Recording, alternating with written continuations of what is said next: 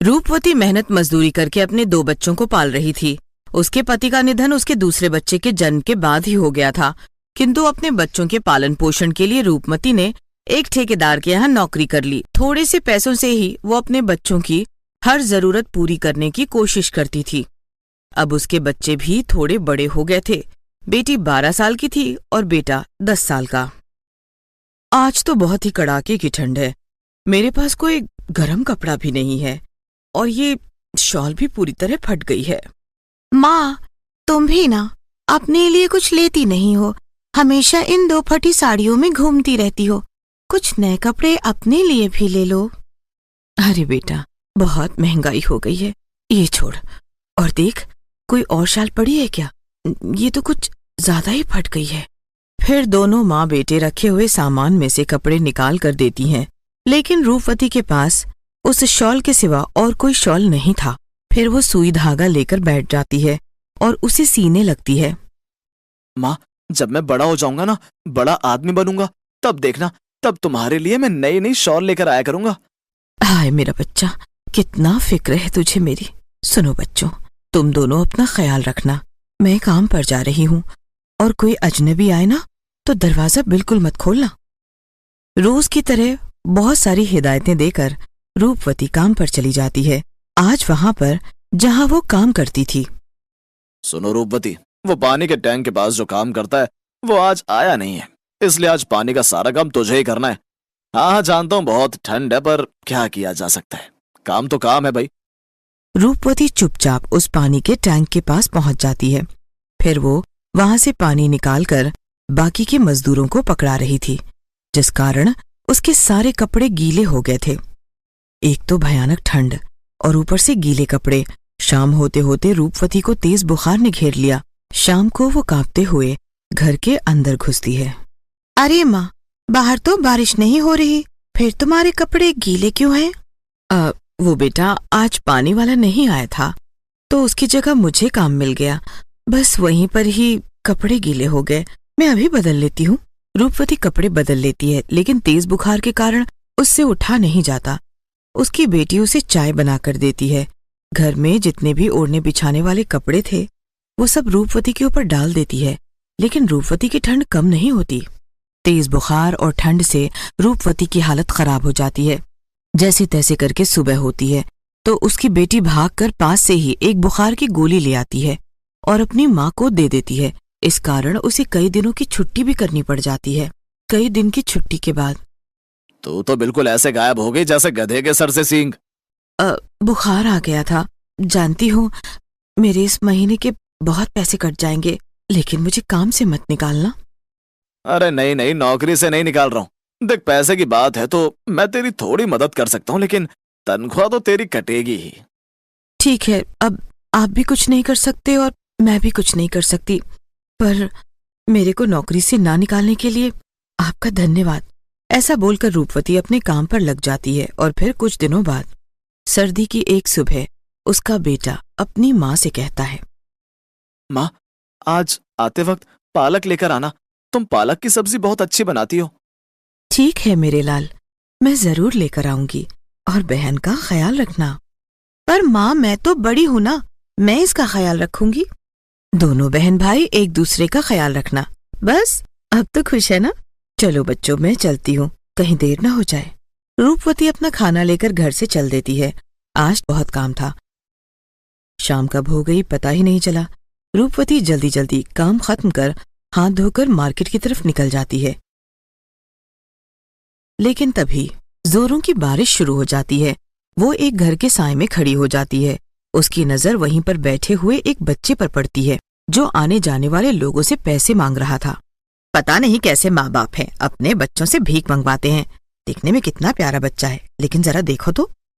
अगर तुम्हें उस पर इतना ही दया आ रही है तो कुछ पैसे उसे दे क्यों नहीं देती? नहीं नहीं, इन लोगों को पैसे नहीं देने चाहिए।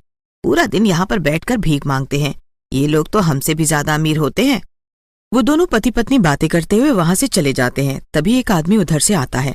उस बच्चे को देखकर रुक जाता है और फिर पता नहीं कुछ सोचते हुए आगे बढ़ जाता है। इस तरह बहुत से लोग वहां आते जाते हैं, लेकिन कोई भी उस बच्चे को एक पैसा नहीं देता और ना ही उसके माँ बाप के बारे में पूछता है। बारिश कम हो जाती है तो रूपवती उस बच्चे के पास आती है। कौन हो तुम और यहाँ क्यों बैठे हो? तुम्हारे माता पिता कहाँ हैं? मेरे इस दुनिया में कोई नहीं है। मुझे बहुत तेज भूख लगी है, इसलिए मैं पैसे मांग रहा हूँ। चलो तुम मेरे साथ चलो, मेरे घर चलो, मैं तुम्हें खाना बनाकर खिलाती हूँ। रूपवती उस बच्चे का हाथ पकड़कर उसे घर ले आती है। ये कौन है माँ? अरे हाँ बच्चे, तुमने अपना नाम तो बताया ही नहीं, क्या नाम है तुम्हारा? सोनू। माँ, इसके कपड़े तो बहुत गंदे हो रखे हैं, मैं अंकित के कपड़े इसको दे देती हूँ। हाँ हाँ, ये ठीक रहेगा, और इसके हाथ मुंह धुलवा दे, तब तक मैं खाना बनाती हूँ। माँ, तू पालक नहीं लाई?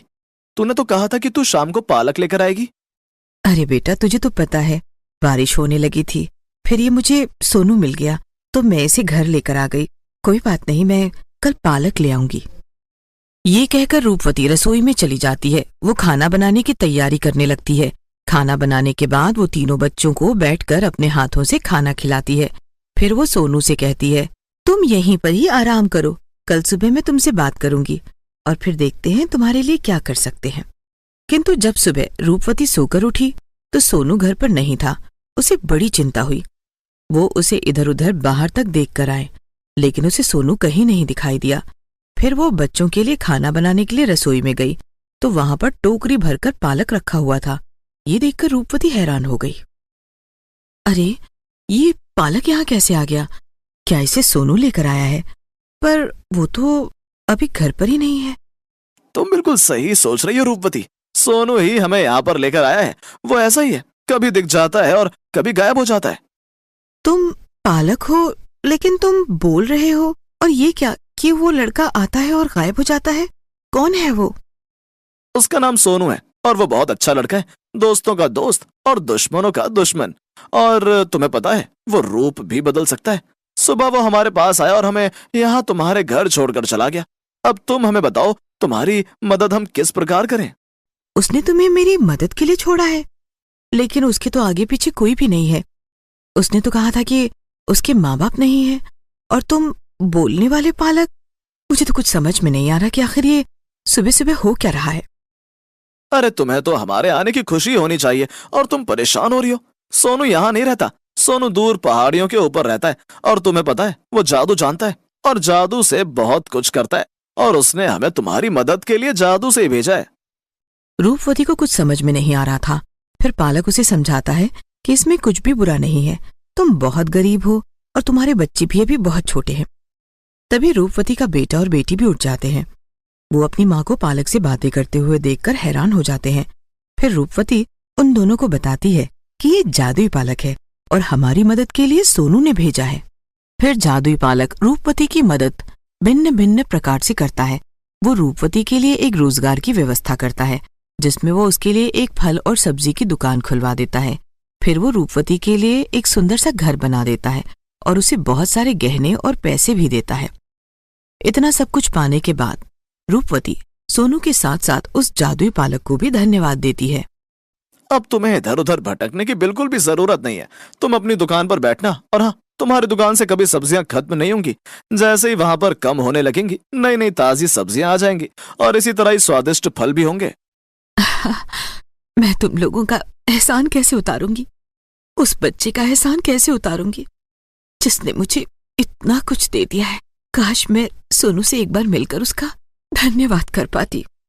और हाँ, कल तुम्हारे बेटे को पालक की सब्जियां खानी थी ना, वो तोहफा हमारी तरफ से। और अब तुम तीनों अपना ख्याल रखना।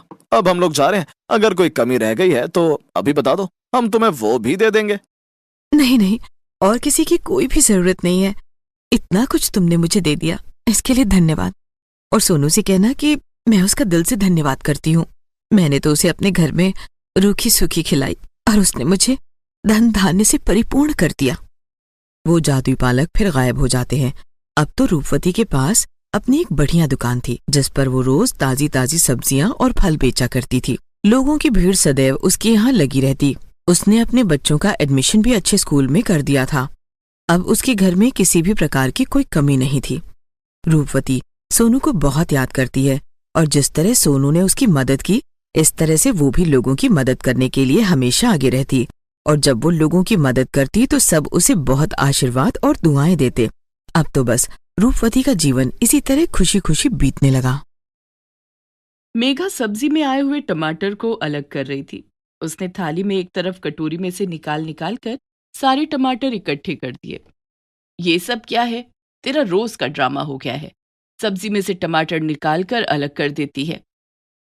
मैंने भी तो आपको कितनी बार कहा है कि सब्जी में टमाटर मत डाला करो। मुझे इसके ये छिलके अच्छे नहीं लगते। कोई भी ऐसी सब्जी नहीं है जो बगैर टमाटर के बनती हो। बेटा, टमाटर सेहत के लिए बहुत अच्छे होते हैं। तुम्हें पता है इसमें कितने सारे विटामिन और मिनरल्स होते हैं जो हमारे शरीर के लिए बहुत अच्छे होते हैं। तो पापा आप लोग खाओ ना, मुझे क्यों टमाटर खिलाते रहते हो? मुझे नहीं खाना टमाटर। घर में रोजाना जब भी खाने का समय होता, मेघा टमाटर को लेकर रोना शुरू कर देती थी। उसे सब्जी में डाले हुए टमाटर बिल्कुल भी पसंद नहीं थे। अगले दिन सुबह मेघा स्कूल चली जाती है और स्कूल में टीचर उन्हें सब्जी के फायदे बता रही थी। तो बच्चों, देखा तुम लोगों ने कि सब्जी हमारे लिए कितने फायदेमंद होती है। अब सब बच्चों को होमवर्क ये मिलता है कि आप सब लोग अपने घरों में सब्जी गमलों में उगाएंगे।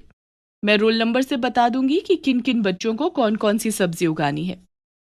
सारे बच्चे सब्जियों को लगाने के लिए उत्साहित हैं कि तभी टीचर मेघा से कहती है कि तुम्हें टमाटर के पौधे लगाने हैं। मैम प्लीज आप मुझे कोई और सब्जी दे दीजिए, मुझे टमाटर बिल्कुल भी पसंद नहीं है। गलत बात है मेघा, मैंने अभी बताया ना हर सब्जी के अपने फायदे होते हैं। तुम्हें टमाटर बोला है तो तुम टमाटर ही लगाओगी और मैं अगले हफ्ते तुम्हारा पौधा देखूंगी। सभी बच्चे बड़े खुश थे। अपने अपने घर जाने के बाद सभी पौधे लगाने में व्यस्त हो जाते हैं और वहीं मेघा अपना सर पकड़कर बैठी होती है। क्या हुआ मेघा? जब से स्कूल से आई है मुंह लटका के यूं ही बैठी हुई है। अगर तेरा मन अपनी माँ की हाथ की सब्जी खाने का नहीं है तो मुझे बता, मैं तेरे लिए कुछ बना देती हूँ। वो बात नहीं है दादी, खाना तो मैंने खा लिया है, लेकिन मेरी टीचर ने होमवर्क दिया है कि मुझे टमाटर का पौधा लगाना है। आपको तो पता है मुझे टमाटर बिल्कुल भी पसंद नहीं है।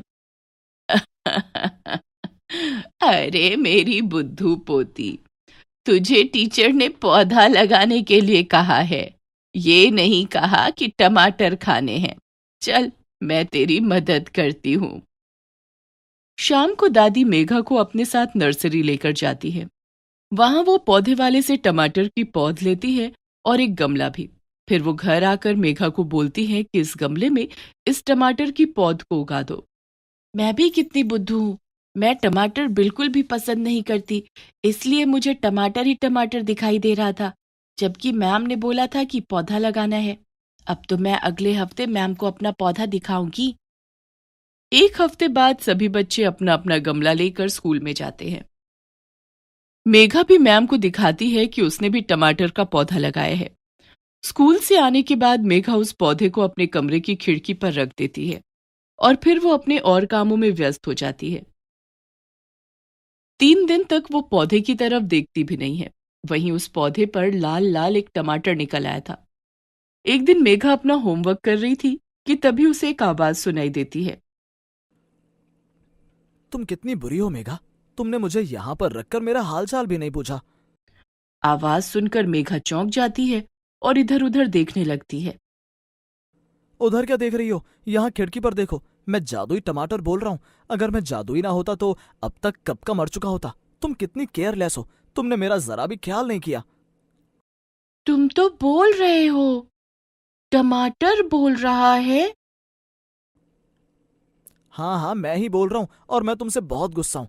तुम इतनी बुरी लड़की हो, क्या तुमने एक बार भी सोचा कि मुझ में जान है, मुझे पानी चाहिए, मुझे खाद चाहिए।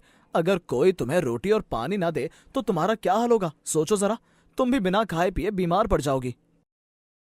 मुझे टमाटर बिल्कुल पसंद नहीं है, इसलिए मैंने इसको ऐसे ही रख दिया। कितनी बुरी बात है। तुम्हें पता है तुम्हारी मम्मी को भी तुम्हारी बहुत सी आदत पसंद नहीं है। इसका मतलब तो उन्हें भी तुम्हें घर से बाहर फेंक देना चाहिए। जाओ, मुझे बहुत प्यास लगी है, पहले मुझे पानी दो। मेघा ये सुनकर सोचने लगती है। फिर वो जग भरकर पानी लाती है और पौधे में पानी डालती है। पानी डालते ही जादुई टमाटर का पौधा खिल जाता है। उफ, अब मुझे बहुत अच्छा लग रहा है। अब बताओ मेघा, कैसी हो तुम? इतना सुनाने के बाद तुम मेरा हालचाल पूछ रहे हो? ओहो, तुम तो नाराज हो गई। अच्छा ये बताओ कि तुम्हें टमाटर क्यों नहीं पसंद? मुझे टमाटर पसंद नहीं है क्योंकि वो सब्जी में मुंह के अंदर आ जाते हैं। उनके बीज मुझे बिल्कुल भी अच्छे नहीं लगते और मुझे तो टमाटर का स्वाद भी पसंद नहीं है। फिर भी पता नहीं क्यों मम्मी मना करने के बाद भी हर सब्जी में टमाटर डाल देती है।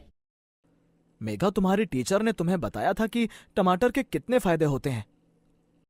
होते होंगे फायदे, लेकिन मुझे नहीं पसंद तो नहीं पसंद। मेघा की बात सुनकर टमाटर उदास हो जाता है। मेघा टमाटर को उदास हुआ देखकर उसके पास आकर उसे प्यार से बोलती है, तुम्हें भी तो बहुत सारी चीजें पसंद नहीं होंगी, बस इसी तरह मुझे भी टमाटर पसंद नहीं है। अच्छा, मैं तो बातों में लग गई। मुझे अभी अपने पेपर की तैयारी करनी है। कल मेरा बहुत ही इम्पोर्टेंट पेपर है। ठीक है, तुम अपने पेपर की तैयारी करो। मुझे तो यहीं बैठे हुए सब कुछ देखना अच्छा लग रहा है। वैसे अगर तुम बोर हो रही हो तो मैं तुम्हें अपनी टमाटर की दुनिया भी दिखा सकता हूँ। टमाटर की दुनिया? वो कैसी होती है? बहुत सुंदर होती है। वहाँ हर तरह का टमाटर होता है। छोटा टमाटर, बड़ा टमाटर, हरा टमाटर, लाल टमाटर, टमाटर ही टमाटर। और वहाँ पर बहुत सी और सब्जियां भी होती हैं जो हमें बहुत ही पसंद करती हैं। वो हमारी अच्छी दोस्त होती हैं। क्या सचमुच सब्जियों की दुनिया? तभी जादुई टमाटर मेघा के चारों तरफ एक सुनहरी चमक पैदा करता है और मेघा टमाटर के साथ एक जादुई दुनिया में पहुंच जाती है। वहां हर तरफ टमाटर ही टमाटर थे और बहुत सारी सब्जियां भी जो टमाटर से बात कर रही थीं। तुम मेरे सबसे अच्छे दोस्त हो टमाटर। तुम्हें डाले बगैर मेरा स्वाद ही नहीं आता। जब लोग तुम्हें मेरे साथ मिलाकर बनाते हैं तो मेरी सब्जी का स्वाद बढ़ जाता है। और लोगों को आलू टमाटर तो कितना पसंद होता है। गरम गरम पूरियों के साथ मजा आ जाता है। अगर तुम ना होते टमाटर तो मैं किसी भी काम का नहीं था। सारी सब्जियां टमाटर के गुणगान गा रही थी। फिर भी टमाटर को अपने ऊपर घमंड नहीं हो रहा था। वो सबसे मिलजुल कर बातें कर रहा था। देखा तुमने मेघा, सब लोग मुझे कितना पसंद करते हैं, फिर न जाने तुम मुझे नापसंद क्यों करती हो। अच्छा, इसलिए मम्मी हर सब्जी में टमाटर डालती है। अभी तो तुमने ये देखा है। चलो आओ, मैं तुम्हें दिखाता हूँ कि टमाटर किन किन बीमारियों से बचने में इंसानों की मदद करता है। तभी जादुई टमाटर मेघा को एक अलग दुनिया में लेकर जाता है, जहां सब लोग टमाटर से होने वाले फायदों के लाभ ले रहे थे। जब से मैंने सुबह रोजाना एक गिलास टमाटर का जूस पीना शुरू किया है, मैं अपने आप को बड़ा ही तरोताजा महसूस कर रहा हूँ। अब तो मैं अपने घर की सीढ़ियां भागकर चढ़ जाता हूँ। हाँ हाँ, मुझे भी डॉक्टर ने टमाटर खाने के लिए बोला था। तब से मेरा दिल बड़ा अच्छा काम कर रहा है। मैं भी अब अपने काम में बहुत अच्छे से बिजी रहता हूँ और बहुत अच्छे से अपना काम करता हूँ। मेरा तो पाचन तंत्र इतना कमजोर हो गया था, जिस वजह से मुझे कई बीमारियों ने घेर लिया था। लेकिन जब से मैं टमाटर खाने लगी हूँ, तब से मैं बहुत सारी बीमारियों से बच गई हूँ। सचमुच में अगर टमाटर ना होता तो हमारे जीवन का क्या होता? अरे, मुझे तो ये सब पता ही नहीं था। यानी कि एक अकेला टमाटर बहुत सारी बीमारियों से लड़ सकता है। बिल्कुल, ये बिल्कुल सच है। अब देखा तुमने, तुम टमाटर नहीं खाओगी तो तुम्हें क्या क्या हो सकता है। इसलिए तुम्हें रोज टमाटर खाने चाहिए। जादुई टमाटर मेघा को उसकी दुनिया में छोड़ देता है। उसी दिन शाम मेघा की दादी की तबीयत खराब हो जाती है। उसके बाबा अपनी माँ को डॉक्टर को दिखाकर आते हैं और डॉक्टर उन्हें हार्ट की दवाई देता है। अरे दादी, इन दवाइयों के साथ साथ अगर मैं आपको एक ऐसी चीज दूं कि आपका दिल अच्छा हो जाए, तो बताओ मुझे क्या दोगी? जो मेरी बेटी कहेगी मैं उसे वही दूंगी। फिर मेघा रसोई में जाती है और अपनी दादी के लिए टमाटर का जूस तैयार करती है। दादी, मैं आपके लिए ये जूस बनाकर लाई हूँ। आप इसे पियो। ये बहुत ही हेल्दी है और आपके हार्ट के लिए भी अच्छा है। फिर आपको मेरे साथ खेलना भी तो है। अरे, ये तो टमाटर का जूस है, पर तुम्हें तो टमाटर बिल्कुल भी पसंद नहीं है। हाँ दादी, मुझे टमाटर बिल्कुल भी पसंद नहीं था, लेकिन अब ऐसा नहीं है। मैं टमाटर की खूबियां जान गई हूँ। टमाटर खाने से हमें बहुत सारे फायदे होते हैं, जिससे हम जल्दी बीमार नहीं पड़ते, और अगर बीमार हो जाएं तो जल्दी ठीक हो जाते हैं। अरे वाह! ये तो चमत्कार हो गया। मेघा को टमाटर पसंद आ गए। चलो भाई, अब रोजाना खाने के समय पर मेघा का मुंह उतरा हुआ नहीं देखूंगी। दादी मेघा का लाया हुआ जूस पी लेती है और कुछ ही दिनों में वो बिल्कुल ठीक हो जाती है। मेघा, तुम तो अब अच्छी लड़की बन गई हो। ये सब कुछ तुम्हारी वजह से हुआ है जादुई टमाटर। अगर तुम अपनी दुनिया और उसके फायदे नहीं बताते तो मैं तुम्हें हमेशा ही नापसंद करती। और अब मेघा के द्वारा लगाया गया वो जादुई टमाटर का पौधा ढेर सारे टमाटर देने लगा। मेघा भी अब खुशी खुशी सब्जी में डाले हुए टमाटर को खाने लगी।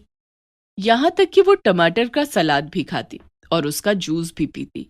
और देखते ही देखते मेघा की दादी भी बिल्कुल ठीक हो जाती है।